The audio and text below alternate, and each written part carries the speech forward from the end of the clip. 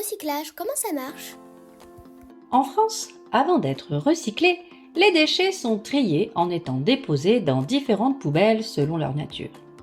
Attention, les couleurs peuvent varier selon les communes, mais on retrouve souvent les codes suivants. Poubelle noire ou grise, ordures ménagères non recyclables. Poubelle jaune, emballage, avec le carton, le plastique ou le métal. Poubelle bleue, papier. Poubelle verte, le verre. Poubelle marron, les déchets alimentaires ou les biodéchets dans certaines communes. Les déchets verts, direction le composteur.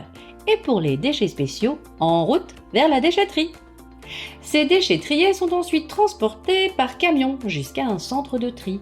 Commence alors un long voyage qui débute par un second tri.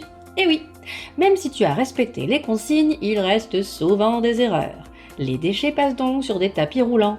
Des capteurs souffleries ou aimants séparent automatiquement le plastique, le métal, le carton ou le papier. Ce tri final permet d'envoyer chaque matériau vers la bonne filière. Une fois triés dans chaque catégorie, les déchets sont compressés en grosses balles. Cela facilite leur transport vers l'usine de recyclage où la matière sera transformée. Enfin, la magie du recyclage, c'est le moment où on valorise les déchets par la fabrication de nouveaux objets. Le papier est réduit en pâte pour fabriquer de nouvelles feuilles, des serviettes, de l'essuie-tout ou des enveloppes. Le plastique devient des jouets, du mobilier de jardin, des matériaux de construction ou même des vêtements comme des vestes polaires.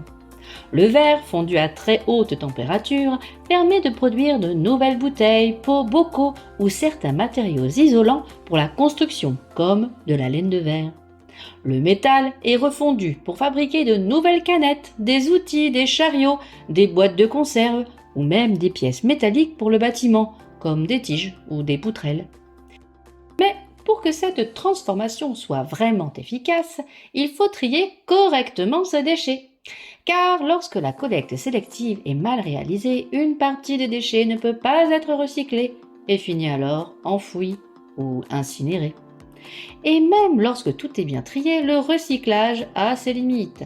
En France, seuls 60 à 70% des déchets triés sont réellement recyclés. Parce que certains matériaux ne peuvent pas être recyclés, d'autres sont trop sales et parfois il n'existe pas d'usine pour les traiter. Bref, tu l'as compris, le meilleur déchet est celui qu'on ne produit pas. La solution la plus efficace reste donc de consommer moins, de choisir des objets durables et de partager davantage nos biens.